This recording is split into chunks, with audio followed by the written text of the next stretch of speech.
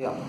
So this particular assignment was on employee to check the employee attrition. Some large company at a certain given point, it employs say something around 4,000 employees. However, every year around like 15% of the employee leave the company, and they have to be replaced with the talent pool available in the job market. So the manage this management believes that the level of attrition, employees leaving because of their own will, or say they got fired or something. This is bad for the company because of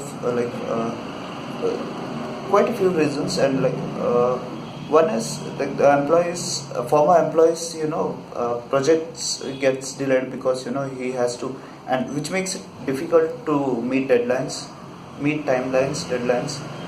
resulting in a reputation loss among the consumers and also among the partners.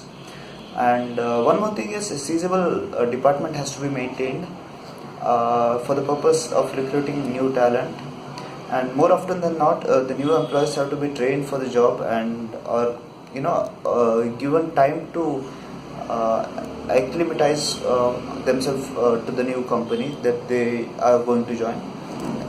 In this scenario, this company, so henceforth the management of that company has contacted an HR analytics firm, and it wants to understand what are the factors they should focus on to curb this attrition level. So in other words, they want to make sure that the attrition, they want to check what are the attributes that they should hold on to, so that they have a quite reasonable attrition rate. So this is the basic business understanding. And once that's done, the data that they have given consists of in time, out time, the general data of the employees, such as their age, their business distance from their home, education level, employment level, all these things. And after that, manager survey data has also been provided. His manager's opinion on that particular employee has also been given. Once all this once we got all of this data, we started with the EDA and data cleaning part. We checked for the missing values, NAs, spelling check was done, and data and time format were corrected. Once that was done, new variables were also created. So just in case to check if at all the new variables created makes any sense or not. And missing value treatment was given, outlier treatment was given. Feature was standardized. So feature was also standardized. And once dummy variables were also created. Once these things were done, we jumped on to the model building part. So we thought of keeping this as a logistic regression modeling. So basically we made use of a GLM function to build a logistic regression model.